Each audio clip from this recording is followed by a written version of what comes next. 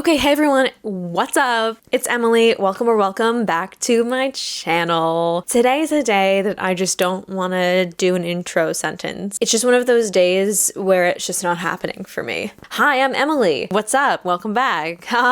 Anyway, I'm an actor, I'm a singer, I live in Brooklyn, and I read. I started my YouTube, we're coming up on 2 years now, and when I first started, I wasn't like just booktube. I did like a few book videos here and there, but I have been making book videos for a while.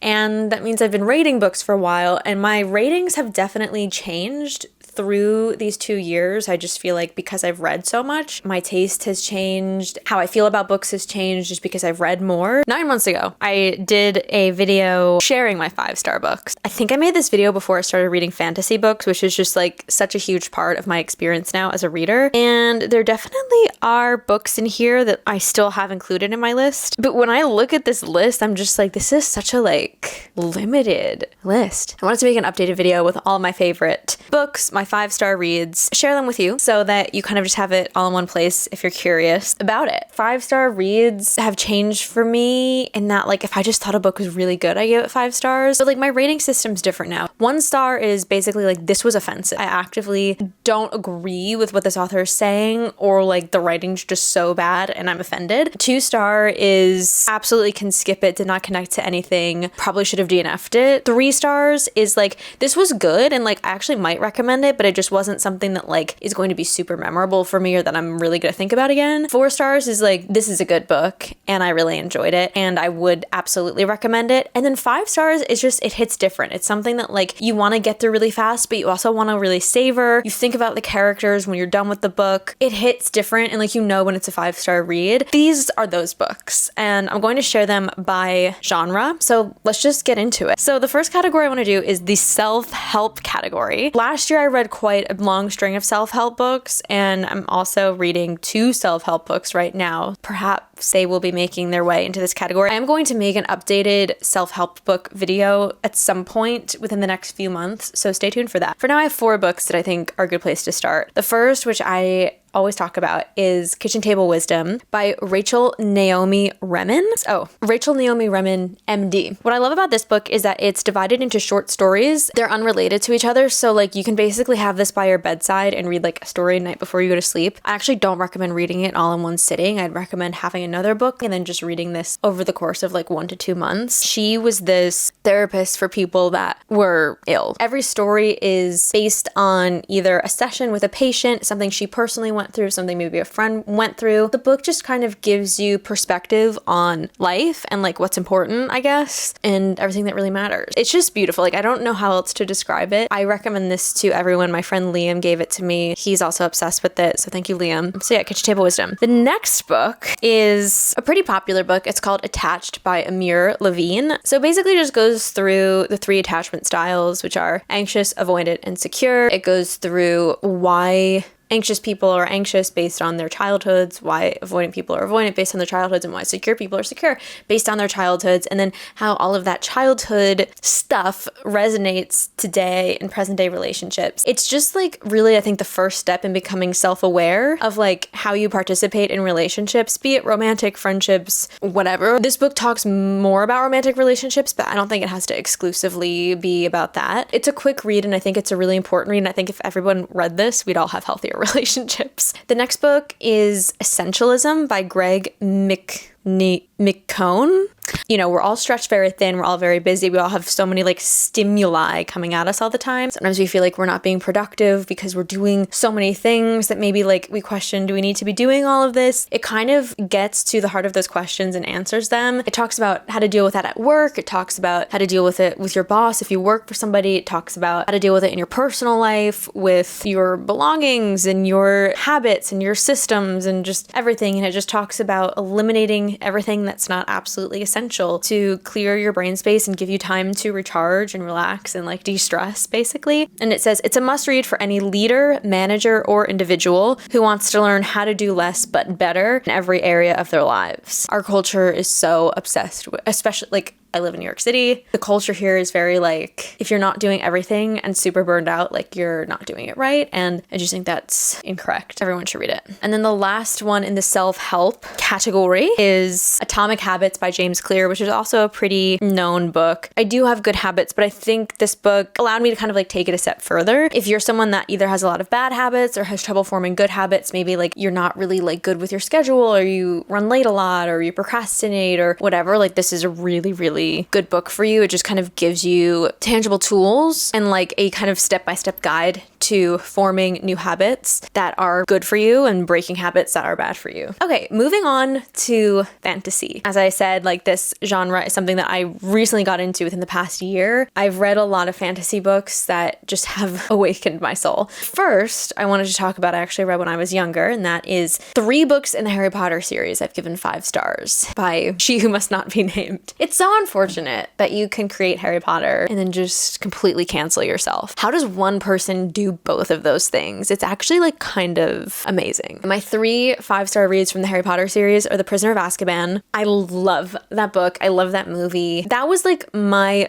book. I remember when that movie came out, I was like 11 or 12, like pretty impressionable. It was like the first Harry Potter movie that I really like enjoyed. I read the books before the movie, by the way. My mom always made me do that. She's an English teacher. Yeah, there was just something about Azkaban. Like the first 2 were kind of like a little more like child stories, and then Azkaban, it kind of like dropped in, and I just love the whole time travel element of it. I love Sirius Black's arc in that, like when it all comes together at the end. Oh my god. I also gave The Goblet of Fire 4 stars. I really enjoyed the games of it all, and that's really when, again, like there was another level of like, oh, we're dropping in now, like Voldemort's back. It's all happening, in the words of Sheena Shea. And then The Deathly Hallows, I also gave 5 stars just because what a beautiful, perfect ending to a beautiful, perfect series. What I love about fantasy so much, I feel like fantasy really is like an inherently political genre. Like there's always wars, there's always politics, and there's always like groups like Death Eaters and like resistance groups. There's usually like a rebellion of some kind. I just feel like fantasy readers are more like in tune with politics and tend to take a specific stance on certain issues, and that's all I'm gonna say. The next fantasy book I gave 5 stars is the entire ACOTAR series. Every single book of that series I gave 5 stars. Yes, the first book is probably my least favorite, but I still love it and it's still 5 stars. And the 4th book, yes, it's a novella, but I still love it and it's still 5 stars because it sets up for Nesta's book. You get like that Nesta bit. And for those of you who don't know, Nesta Archeron is my favorite character of all time. Nesta Archeron, you will always be famous. The series has blown up. Sarah J. Maas has blown up for good reason. This series is so good. The characters are so lovable. You're just so like in it, and it's also super political. So like you get like the romance, and you get the politics, and you get the war, and you get like the found family. Oh, it's so good. It's so good. Like if you have not read fantasy and you're looking to get into fantasy, A Court of Thorns and Roses, ACOTAR, is a great place to start. The next series, we're just gonna go through the Sarah J. Maas of it all, is Throne of Glass. I did not give every book in the series 5 stars. She started writing the series when she was like 16. The first 2 books are really good. I think I give them 4 stars. I'm just so like proud of her, like reading all of her series and knowing like the age she was when she wrote each of them. Like she's just grown so much as a writer. But even like when she was 16, her books were amazing. The ones I gave 5 stars from the series are Queen of Shadows, which honestly might be my favorite book of the series. It gave kind of like a Battle of Hogwarts bit at the end. Empire of Storms and Kingdom of Ash. I do think they all kind of have like similar formulas, these 3 books. By the time I read Kingdom of Ash, I wasn't like super surprised by anything, but that's fine. It's okay. Sometimes it's nice for your fantasy to be like a little predictable. Selena Sardothian is, besides Nesta, like my favorite character from the Maasverse. Definitely my favorite protagonist. And like her arc is so incredible. And what I love about Sarah J. Maas is like all of her women like breathe fire in some shape or form. Like they either like shoot it from their hands, they breathe it, they like have it in their eyeballs. Like there's a lot of fire going on with her female leads, and I am an Aries. I feel very seen. Those 3 books are my 5-star reads from that series. Also, just like all of the characters, there are so many supporting characters in that series, and they're all it.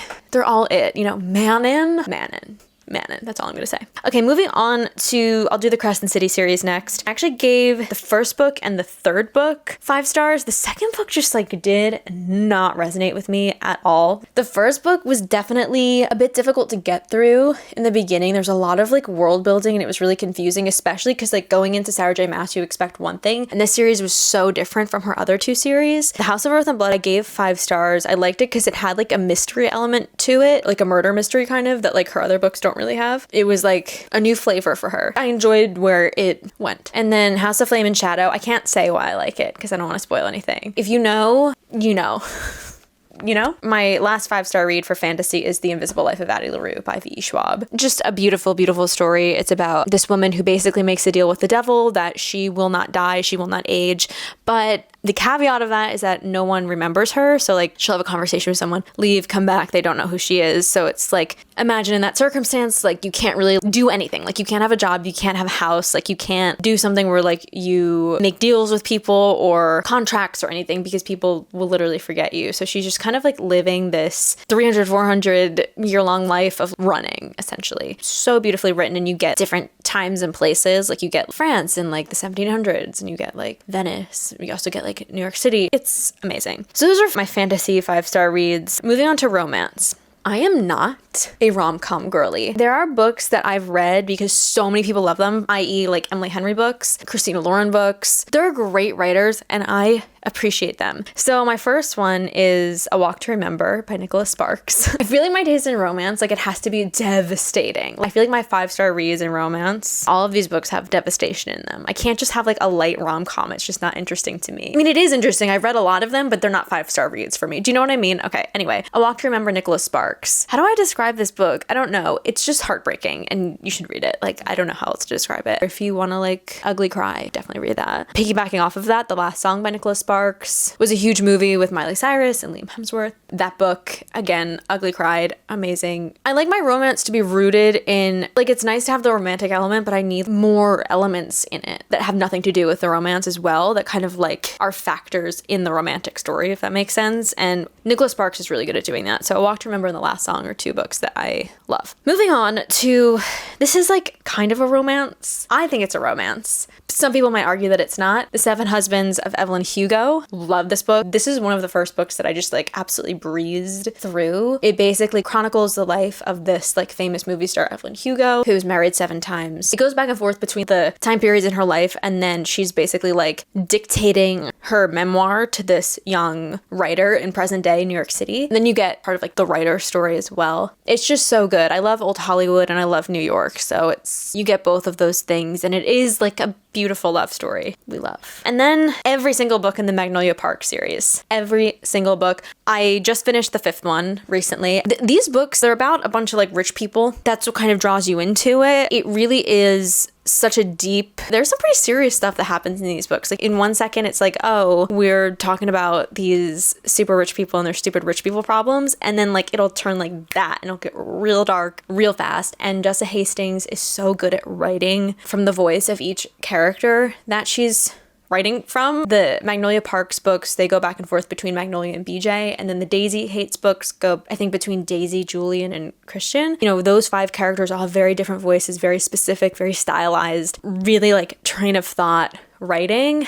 And as an actor, I love that so much because it literally is like 100% like subtext written out. It's really just what the characters are thinking like the whole time, and she's so funny. Jessica Hastings is so funny. Like I laugh out loud. I also really love the audiobooks for these as well. If you haven't read them yet, I definitely recommend dipping in and out of the audiobook because it's nice to also just read it on the page. The audiobook offers like a really nice flavor to it. I really love the actors in the audiobook. I think they do a really good job. Hello! The Magnolia Park series, they're really up there with the Sarah J Maas, like with Nesta, which is saying a lot. Nesta's still like a bit above it, but Magnolia Parks, I love Daisy Hates too. Daisy Hates, like Nesta, Artron, and Daisy Hates are probably top 2 characters that I want to play. Moving on to the thriller / mystery section. Last year when I first got into reading, I read so many thriller mystery books. Like that was my genre before I really got into fantasy. It's a really good genre to read if you're trying to get back into reading. The first one I have is The Silent Patient. This is like basically the first book I read in a day. It's by Alexander Michaelides, I think his name is. It's about this woman who killed her husband and is in a mental institution and hasn't spoken since. And this psychologist basically is trying to get her to speak about that night and figure it all out. And I can't really say what I like about this without giving it away, because obviously, as with every great thriller, there is a twist at the end. But the way the twist is done is just like so amazing and so spectacular, and I love it.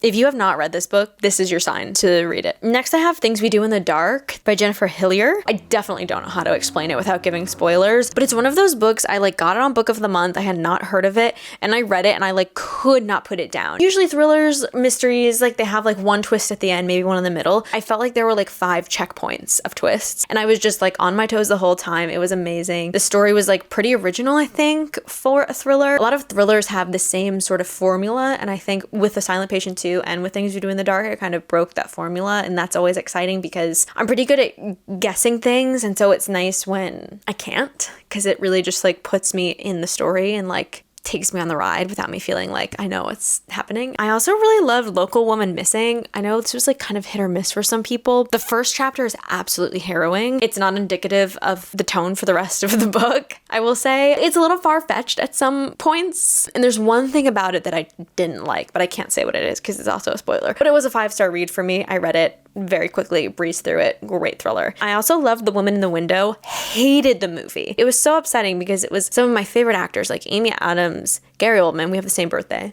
Aries. And it just like was a horrible movie. It was awful, but the book was so good. I just didn't have any expectations for the book, and it truly exceeded them. It's like this unreliable narrator trope. The woman's like drunk, spying on her neighbors. I live for the unhinged woman of it all, questioning her own sanity. That's the life. That's not the life I want to live, but it's the life I want to like escape into when I'm reading. Is it bad? And then the last book I gave 5 stars is the last book in the Natural series, Bad Blood. I like the way it all came together. It's the 4th book of that series. It's like a YA Criminal Minds kind of, but it's really cute, and like the characters you just absolutely fall in love with. I also like the 3rd book in that series, but the 4th book I gave 5 stars because I really just appreciated how it tied certain things together that like you weren't expecting based on how the first 2.5 books kind of went. Next category is just kind of other fiction, so like literary fiction and then other stuff. We have My Dark Vanessa. Definitely also just like general note, like check the content warnings for all of this, but My Dark Vanessa is amazing. It is from Vanessa's perspective. It goes back and forth between 2 time periods, one when she's like a high school boarding school student and has an affair with her like 40-something-year-old English teacher, and then like kind of not present day, but like a decade or so later, she's, you know, in her 30s, and that professor is accused of sexual assault, and she kind of has to like decide what she's gonna do about it basically, and having it be from her point of view is just so important. And I know the author, who it was Kate Elizabeth Russell, I think is the author. It was her first book, and a lot of the feedback she got is like, we need the professor's perspective to make Vanessa like seem more human, and she just like did not do that, and I'm so happy she didn't. But anyway, great book. Next is Yellowface. This was such a good book. It was so funny. It's a satire. It's about this mediocre white woman who has this friend she went to college with who is Chinese American and is like killing it. They're both writers, and her friend, I forget the characters' names, but the friend is like a really famous author. And this happens in the first chapter. It's not a spoiler. She like catches up with this friend. The friend like dies. This girl, I think her name is June, she like picks up her manuscript. It's a book about the Chinese laborers in World War I. She basically takes the manuscript and like works on it and like finishes it, publishes it, changes her name to like an ethnically ambiguous name. It's from her perspective, so it's like she's a horrible person, and going through her choices like from her own brain is so funny. If you're looking to get into literary fiction, this is a really good book to start with. Could not put it down. Next book is The Vanishing Half. I love this book. It's basically about these twins who are black, but they're like white passing. They get separated. One leaves their town and like lives life basically as a white woman, and the other one lives life. You see like the contrast in their experiences and like the nuances of both circumstances, and it's just beautifully written. This was a book I read really like before I got back into reading, like a few years ago. I read it in like 2 days, which was a very big deal for me at the time. Next, I have Reminders of Him. This is my favorite Colleen Hoover book. When I started reading, I read a lot of Colleen Hoover, and now this is like the only one that has remained a 5-star read for me. It's so good. It's about this woman who's younger. She's just gone out of prison, and she's trying to connect with her daughter. And it's kind of a family drama. It is so beautifully written. I ugly cried when I read it. It's the #1 Colleen Hoover book I recommend. Like whenever I see people reading Colleen Hoover, I'm like, but have you read Reminders of Him? It's one of her more popular books, but it's like still not as talked about as I think it should be. I think it's better than It Ends With Us, in my opinion. Another book that is a hard read, but I think an important read, is American Dirt, which is about this young mother and her son escaping the cartel who killed their whole family in Mexico, and their journey trying to get to America and to safety. Absolutely harrowing, very important book. Highly recommend. And then there's Mame, which is a debut novel, just a beautiful coming of age novel. It really tackles everything. It's beautiful. It's just beautifully written. And then we have some other nonfiction, so like memoirs, essays, stuff like that. Between the World and Me by Ta-Nehisi Coates, it basically just talks about his experience as a Black man living in this country and what it's been like, what it's like to inhabit that body and live in it every day. I think it's such an important book for white Americans to read. Crying in H Mart by Michelle, the girl in Japanese Breakfast, Zahner. This is also a memoir basically about her experience journeying through losing her mother to cancer and grieving that loss. It's so vulnerable and like so specific and so well written. I would just really recommend it to anyone. The third book is On All Fronts, The Education of a Journalist by Clarissa Ward. She is a journalist. She has been on the front lines in Syria. She's worked in Russia. She's worked in Japan. In addition to learning more about like the conflicts in those places that she was reporting on, it just kind of made me realize like, oh, I take journalists for granted. You just watch these clips come in, whether they're interviews with like dangerous people or clips of like conflicts that are happening. When I watch them, I'm not going like, oh, like somebody had to like be there to film that. And like, what does that mean? And journalism is so important in our society. And reading this book made me realize like how much I've been taking it for granted, and really made me appreciate the job of a journalist and their incredible contributions to the world, basically. And then there's also the book of Boys and Men, which is basically about the crisis that the male population is currently facing. And it's a very intersectional book as well. It gives a lot of just like straight facts and straight data. And I think it's such an important book. This book is really shocking, and I really just recommend it to everyone. Those are my 5-star reads. Thanks for watching. Let me know if you've read any of these books and what you've thought of them. And then if you also have any 5-star reads that were not on my list, please comment them below and I'll try to check them out. Yeah, I feel like I've definitely hit the vocal fry part of the video because I've been talking for so long. Thank you guys so much for watching. I hope you guys have a wonderful weekend. I have some fun news to share in my acting world, so I will do that as soon as possible. Maybe next week in a video, maybe the week after. I'm not quite sure yet. Thanks for tuning in, and I'll see you guys in the next one.